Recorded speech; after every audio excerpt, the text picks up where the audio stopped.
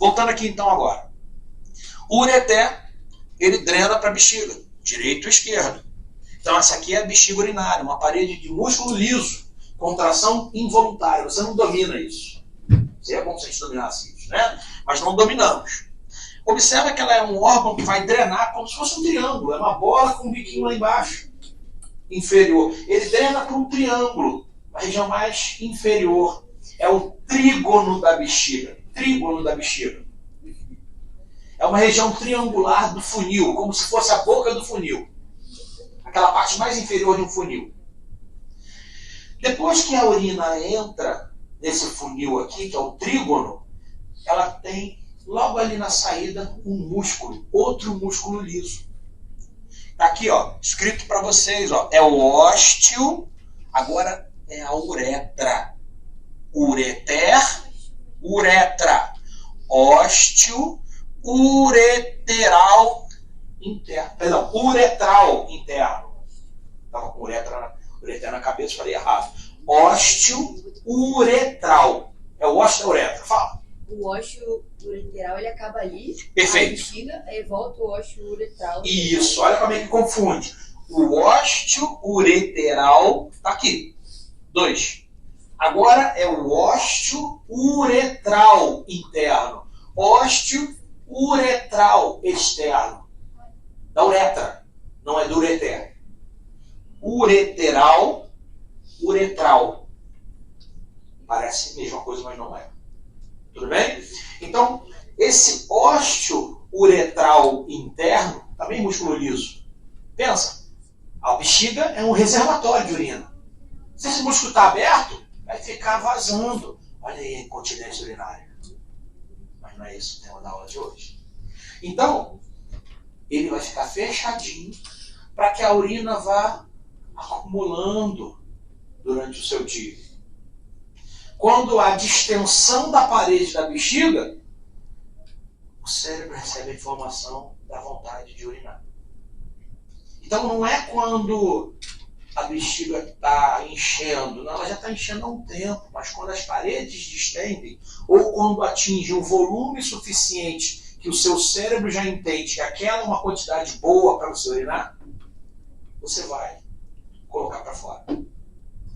E não só tendo esses dois músculos aqui, esse músculo externo, ele é voluntário. É aquele que você, no desespero, tem que fechar para correr para o banheiro. Fazer força. Prender, travar as pernas e correr.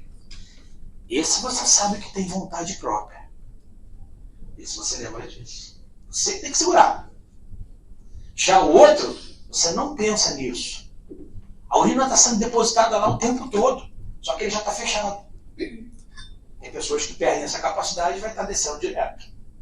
Tudo bem? Que é a tal da incontinência. Então, ó, voltando lá. Falei da bexiga, falei do trígono, falei do ósteo uretral interno, uretra, ósteo uretral externo. Observem, eu garanto a vocês, essa é uma uretra feminina. Curta, pequena, aproximadamente 4 a 5 centímetros. Já aqui, olha o tamanho da uretra masculina. 8, 12, 10 centímetros. Já começa a raciocinar a grande chance, a maior incidência das mulheres desenvolverem as infecções urinárias. Tudo bem? Caminho muito curto para a bactéria. Anatomicamente falando. Estou nem falando de cirurgia, anatomia. Anatomia é desfavorável. Só que a gente vai entender quais são os outros fatores lá na fisiologia, quais são os outros fatores que favorecem também esse índice maior de infecções de mulheres que não acontecem nos homens. O primeiro, você já sabe, o tamanho da uretra. Acabou. O tamanho da uretra. Tudo bem?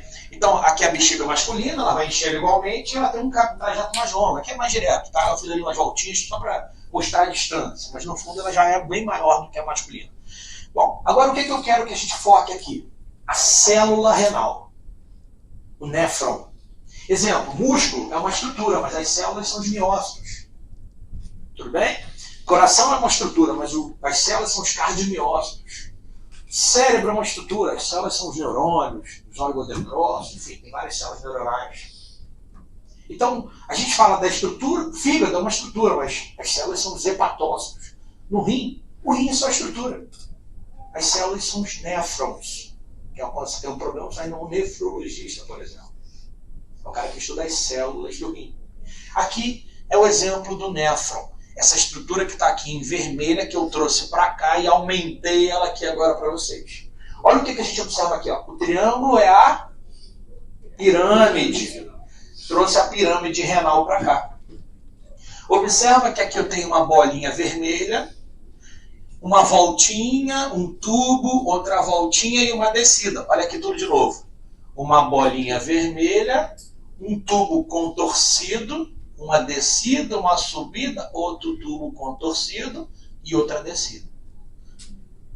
Essa bolinha aqui vermelha é o glomérulo.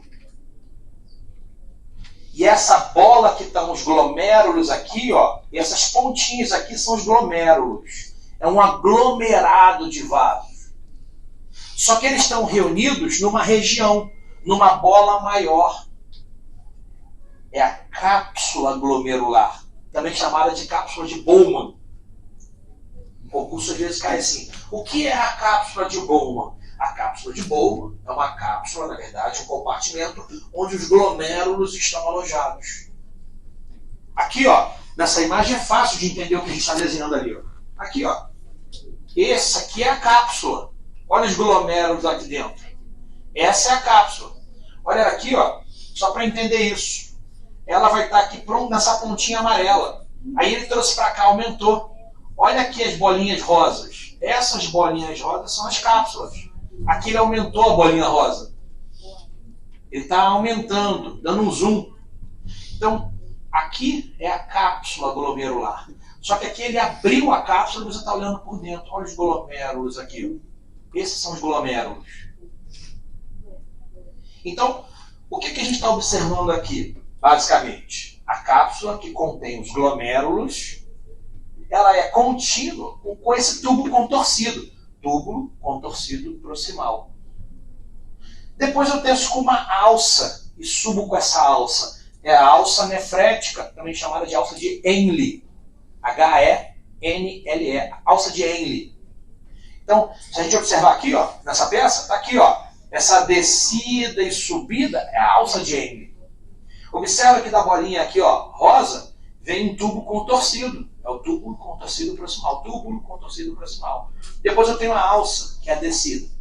Depois que desce e sobe, ele contorce de novo. Túbulo contorcido distal. Então, de novo. Glomérulo que está dentro da cápsula. Túbulo contorcido proximal. Alça. Túbulo contorcido distal. E agora é um ducto chamado de ducto. Corrigindo, túbulo coletor. Túbulo coletor. É o último ducto, onde você tem a saída da urina, que vai cair no cálice menor, que vai cair no cálice maior, que vai para a pelve, da pelve vai para o ureter, do ureter vai para a bexiga, da bexiga sai pela uretra. Esse é o caminho.